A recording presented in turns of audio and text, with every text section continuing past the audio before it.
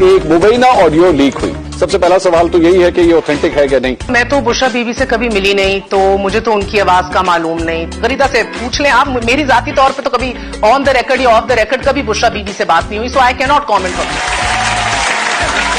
بشرا بیوی صاحبہ کی یہ 100% اوتھینٹک آڈیو ہے اور آپ یہ سمجھ لیں کہ اس کا فورینسک ہوا ہے. آپ نے وہ جو فورینسک ٹیسٹ کا سرٹیفکیٹ ہے وہ آپ نے دیکھا تھا؟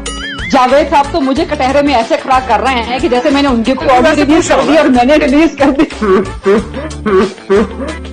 پورے پاکستان میں آپ واحد جرنلسٹ ہیں جو اتنے یقین کے ساتھ کہہ رہی ہیں تو ظاہر ہے پھر میں خود پریشان ہو گیا.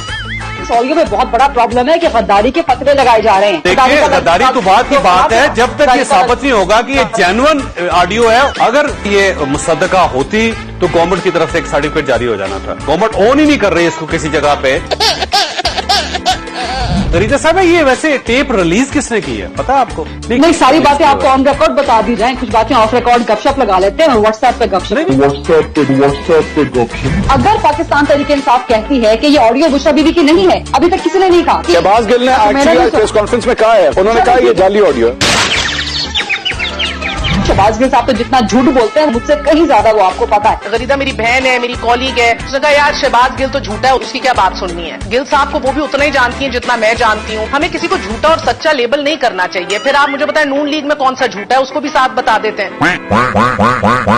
اس کا آلریڈی سارے کا سارا ثبوت موجود ہے کہ یہ بشرا بیوی صاحبہ کی ہی آڈیو ہے. بار بار جو غریدہ کہہ رہی ہیں کہ یہ بہت اہمیت کی حامل ویڈیو اور آڈیو ہے, تو یہ اتنی ہی اہمیت کی حامل ہونی چاہیے جتنی مریم نواز کی تھی جب وہ اپنی میڈیا سیل کے لوگوں کو احکامات جاری کر رہی تھی کہ اس کے ایڈز بند کر دو. میں نے اس کو بتا دیا ہے کہ اس اینالسٹ کو نہ بٹھاؤ, اس صحافی کو نہ بٹھاؤ, وہ ہمارے خلاف بات کرتا ہے, اس کو میں دیکھ لوں گی. غریدہ فاروقی صاحبہ اتنی کنفرم ہے تو میرے خیال میں گورنمنٹ کو انہی سے رابطہ کرنا چاہیے اور ان سے کہنا چاہیے کہ جی آپ ہماری اس سلسلے میں مدد کریں تاکہ لوگوں کی بھی مدد ہو.